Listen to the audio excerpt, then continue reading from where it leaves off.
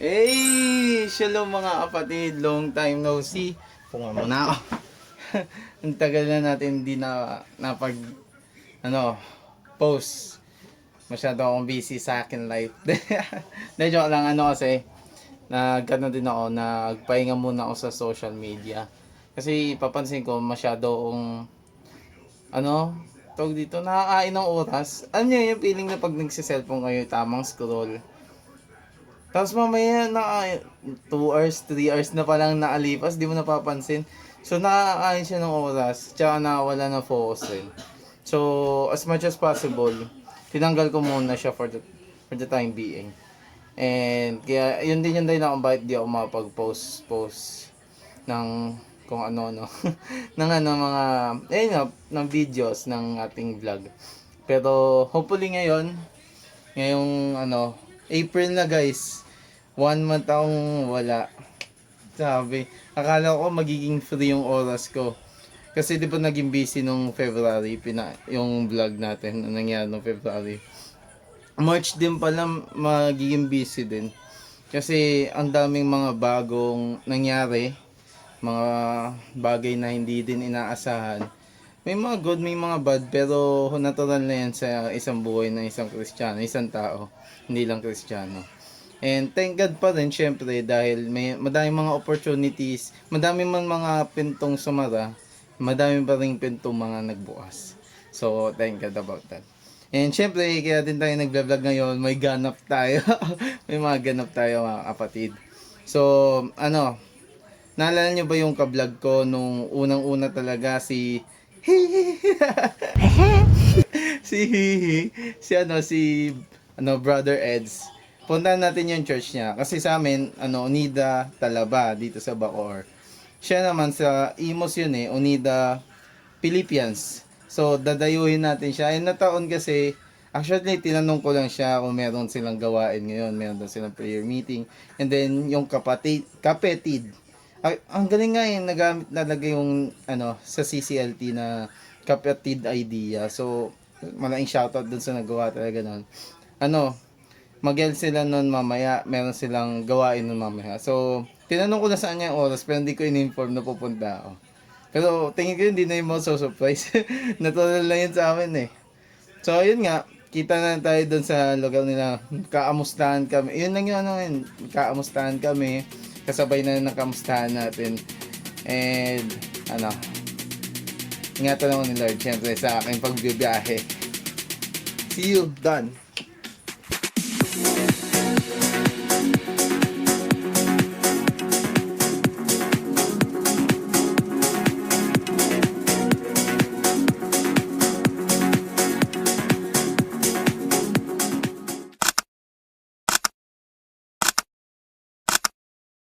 Yun guys, nandito na tayo. Medyo madilim pa Ano ba tayo? May nakita ko dito sa camera ko. Salamat guys.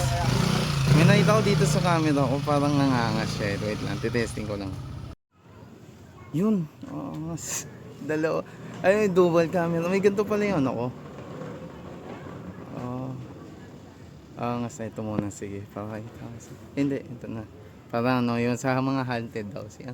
May ganito pala yung camera. Ay, alam nyo guys, 4 years ko nang hawak ko tong cellphone ko. Pero hindi ko alam na may ganito pala yung cellphone ko. Ito tayo. Ayan yung nasa dulo.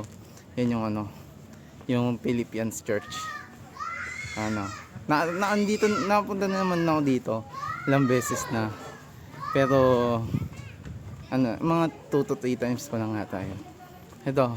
Pero first time to na meron silang gawain. Check up ko lang, tapos kumustahan na. Yo bro! Siyempre! Nakita agad daw ni Eds Kabe. Siyempre magaling ako mag-countdown Zap bro! Yan nga pala si Eds. Hey! Ako nga pala, si Eds. Naka-dual camera boy. Ngayon ko lang nalaman may ganito pala dito. Hello po. Di ba si CJ? Hello po. Kaya Ano ba Siyempre. Hi guys, may pa-court tayo. pambiwan daw. May pa-court to. Yan yan, boy. Zap. Daw pala. Uy, ano, G? Hello. Hello, bros. Welcome. Nang, welcome. Ako ngayon, welcome. Ito si Matt. Welcome to Philippines. Ito si Matt. Hey, Yan, boy. Si Matt. Nasaan sila, Yuj? Wala si Eugene. Pati si... Hindi, si... Eugene. UJ, pati si... Nasa loob. nandun si, Pati si ano? Isma. Sino ba to? Isma. Isma, oh, yun. Andito Wait, nabalik ko lang yung ano maayos. Kita. Wait. Tayo. Nakita natin sila, Jack. Si Jack Kate. Mami Kate! Wow! Hello! Pir! Ay! Sakto may pa-hotdog! Wala, yan ang pagkain namin. Hindi yan. Okay na po. Oy, boy! Pir! Nagla-vlog ako! Hey, hello! Pir! Boy, pakita ka, boy! Oo, naalala ito kasi mahina ako sa pangalan talaga. Alam nila ano yan. At siya nga, nalimutan ko pangalan eh. Ismail, yun. Yes. Ano tayo? Tawag dito. Eh. Boy, viral ka din sa akin. Boy, ikaw si Mr. Ginawang meme yung ano. Nasaan si ano? Ay, andito. Nasaan si Yuj? Wala. Mamaya po UJ. pupunta. Busy yun. Wala si ano. Yung Eugene na sinasabi namin. Ano, isa yan sa... Kaming tatlo kasi mag-accountability tayo, di ba? So, pag meron sa aming isa na sumablay o meron nagawang mali, kami yung mag... Ano, nilitisin bawat isa. kami yung mag... Oy. Ha? Kayo, ikaw... Ako po, siya pati si Eugene. Kami po yung magagrupo. Tatlo kayo. Opo. Para pag merong sa aming nagawang... Kaya lang. Huwag naman. Ito si Jack 8. Sino yun? Nag-vlog po kasi ako. Kumano ba yun? Mamaya na. Sipag oh. Mag-start na yung ano boy. Anong gawain natin ngayon boy? Kapatid. Kapatid, bro. Explain mo nga bakit kapatid yung title bro. Kaya kapatid John. Kapatid. Kapit tayo. Kapatid. Gano'n naman. Naiiyak bigla sa camera. Hey guys. Tayo kapatid. Pero ngayon, ang concept natin ngayon is dinner time. Dinner. Kakain at kaya ako tumataba eh kasi kain na ako ng Kasi kain. kung puro kape lang baka ano alam niyo. Palpitate? Palpitate. Wala. Guys, kumakain nga kayo. Hello. When I say A, you say men. A? A. Mga ano? Ito yung mga nonchalant guys eh. Ito yung mga makakapal yung... Hoy, email. Ano masasabi mo sa ating gawain ngayon? Kapatid?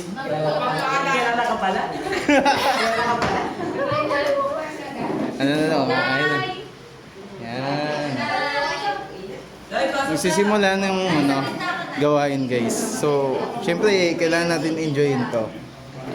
Kaya ano lang tayo, clips, video, tapos mamaya tayo mag-reflection kung ano nangyari, anong gawain. Mag-aamusta naman tayo nila Eds, pati ng ibang mga tropa natin dito. So, mamaya na lang.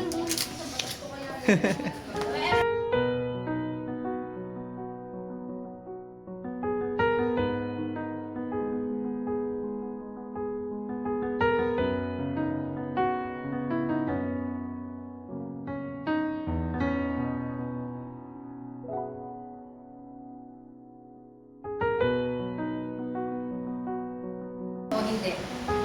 Alam, kasi ako hindi ko nakikita ang motive of your heart, no? Hindi ko nakikabasa ang motive na nasa puso nyo, pero ang Diyos, nakikita niya ang bawat motibo ng puso nyo. Tama?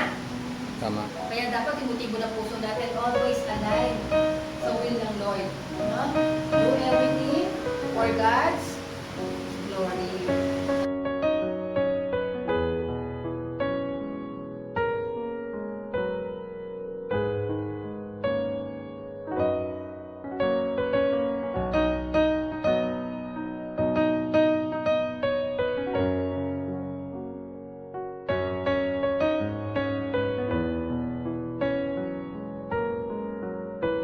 Hindi tayo iiwan ng Diyos. Pangako niya ito bago siya umakyat sa langit. From the beginning of everything, no? Before the foundation of the world, naroon na ang Diyos. At ano ang pangako niya? Hanggang sa katapusan lang niyo ako. Sam. Yun. Kasama. Sama-sama. Kasama niyo ako. Di ba?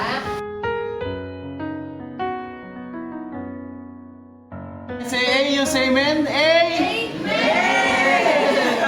Hey, tapos na yung gawain guys. Nakain na sila. Next. Hey! Kain na. Ang ulam is hot dog in a plate. Pogi oh. Hey, approve. Dapat hotdog sa ano pa. Kain na boy, kain na. Ito, nasa labas, nagpi-picture taken pa eh. Nagbablog na ako. Hey! Yay! Ano, picture taking. Hey! Ano cellphone niya niya? Samsung. Huawei. Xiaomi. Xiaomi. Pinagpasiyan kasi yung likod. Yung Ah, likod. kasi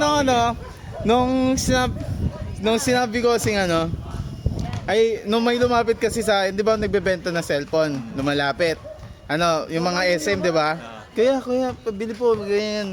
May bago kami cellphone. Tapos sabi ko kasi, show me. Xiaomi lumapit, show me. Call me. Joke pala yun. Joke pala yun. Pasado pa. Pasado. Comment. Init! Mainit? Ayong kanin, mainit. Minumuntad yung hotdog, garaba. Ano yan? Nawaling kape mo. Mas marami pa. Sunod, sardinas naman! Kuya Sige, kreador ng hotdog! Uy, dalawa pa lang to. Gravy yan! May gravy tayo oh!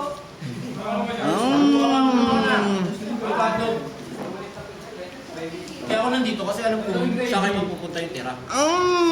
Kira mo nga pag nasubo si Gian. Ayos guys. Sobrang mamaya kami magkakamustahan din. Hindi ako nung nila bro. Luwag. Parang church house kasi to. Mission church. Pero panagang ganda. Tapos sakto-sakto nasa dulo nung parang barangay. Pinakadulo. So pag hinahanap mo siya, talagang isa na hindi, diretso mo na Ay, ito po.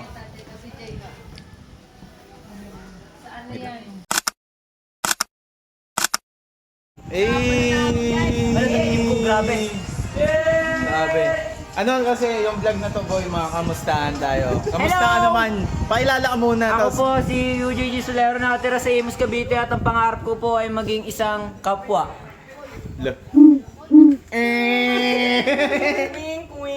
La! Bakit ginamit ko yung joke ni Kuya Eugene? Ha? Ay, joke lang. Dahil narinig. Shout out Eugene. Narinig na. Kamusta ka na? Yes. Camera pala. Boy, kamusta naman? Ano naman ang mga ganap sa iyong buhay? I'm officially now a mechanical engineering pero di naman sa pagmamayabang. Totoo ba? Yung degree ko sa college. Man, mother Totoo so ba? proud of me. Wala pa po siyang But college. sorry, Pops, you just have to wait. Oh yes, Yes. I said it cause I can. Today I don't feel like doing anything. Manon sa kanila. Ikaw boy, anong kamusta naman sa'yo? What's up naman sa'yo? Ito, okay lang. Masaya pa din. Boy pa din. Anong course mo? Ano? Journalism. Jorn? Yes. Kala ko biro yun. Kala ko joke yun. Ay, di ba yun? Journalism po. Anong ginagawa doon pag journalism? Pag nag-aaral ng mga pagbabalita, paglalakap ng...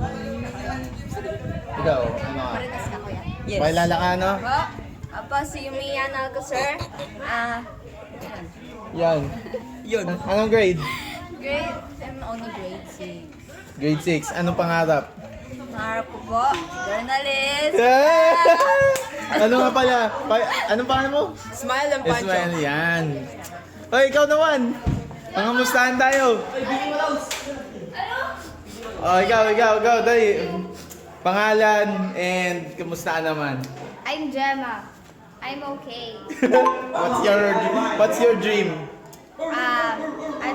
Maging journalist. Naplat kayo, journalist? Tingnan nyo yan, oh. So, yun, oh. Grabe oh. Nagawa nyo. Na.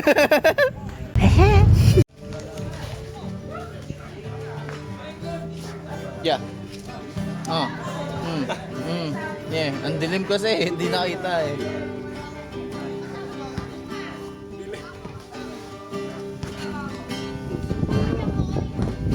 Usok pa ba?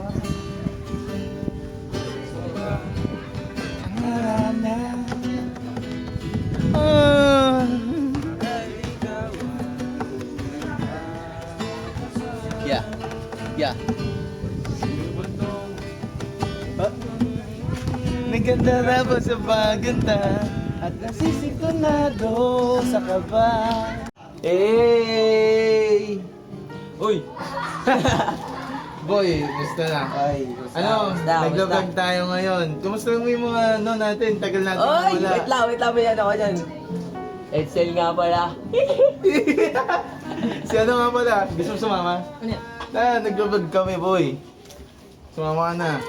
What is that? Si ano pala?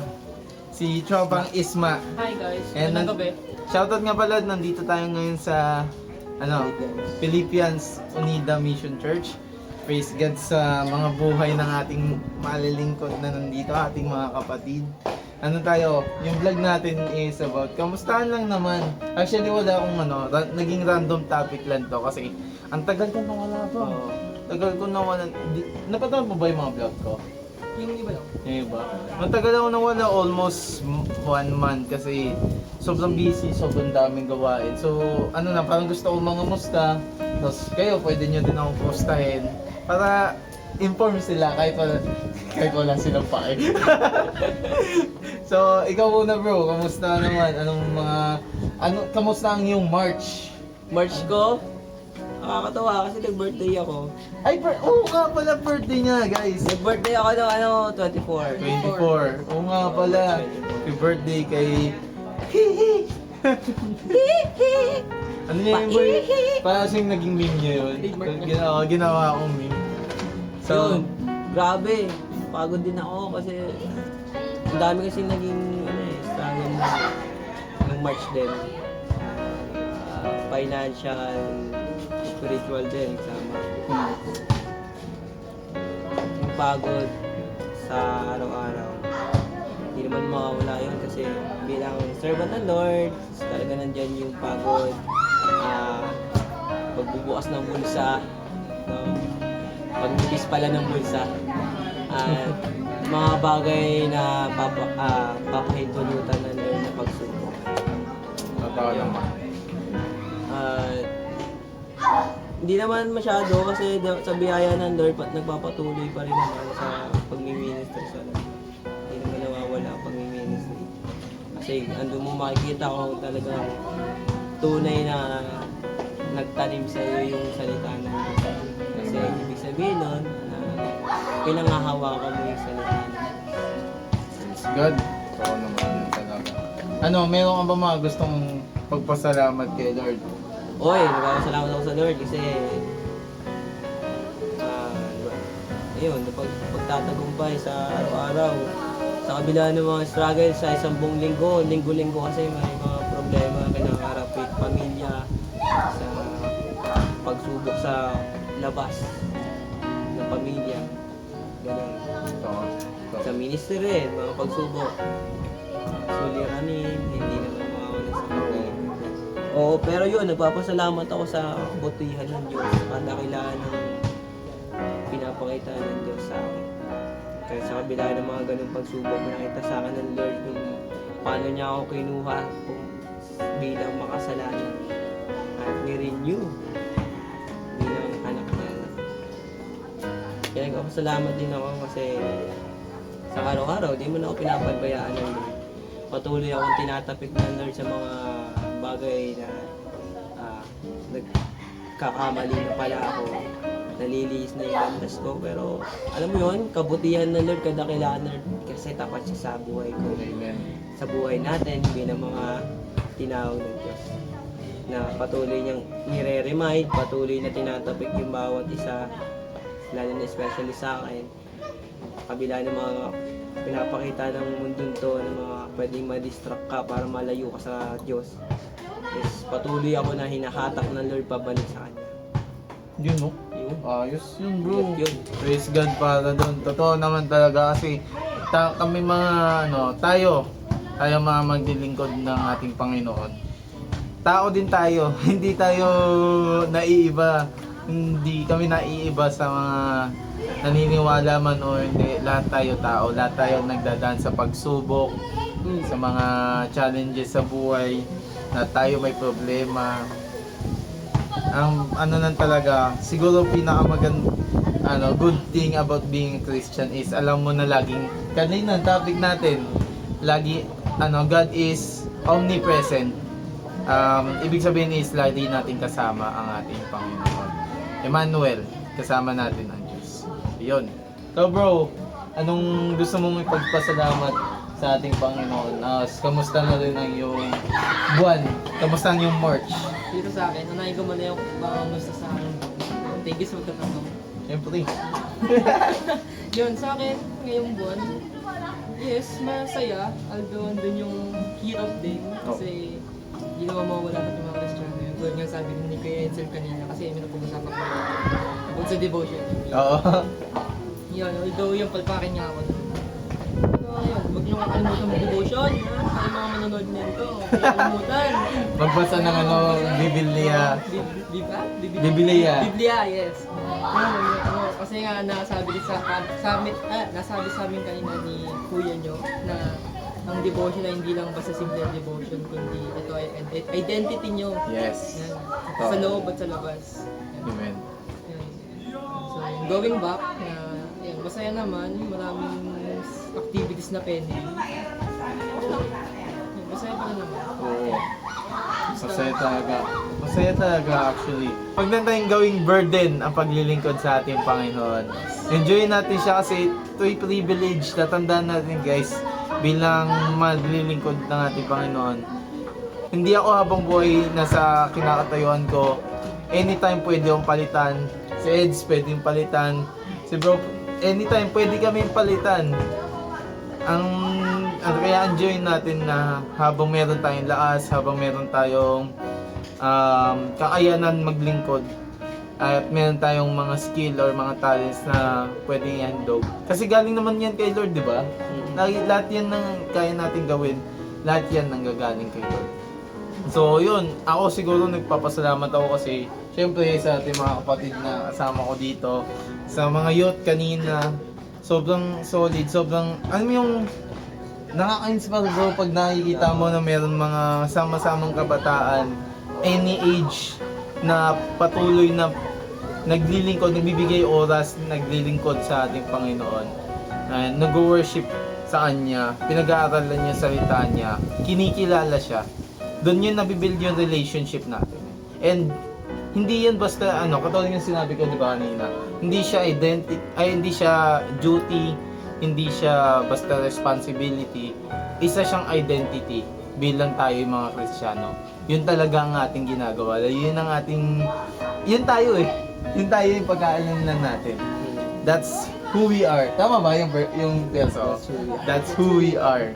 We're Christians. Hindi natin dapat walang bahala. Hindi natin binabababaw yung salitang Kristiyano ako. Kailangan makita sa'yo na Kristiyano ka talaga. Hindi yan basta title lang. Isa yung identity ng isang tao. So yun lang talaga para sa sa vlog na to. Nangamusta lang kami, tapos syempre nagbigay kami ng kanya-kanya naming thoughts sa nangyari sa buwan na to. Kaya salamat Brother Eds. Salamat Brother Esma. Sorry, ang hina ko talaga sa pangalan. Salamat din sa mga patuloy na nanonood dyan. Kayo nga bro, magpasalamat nga kayo.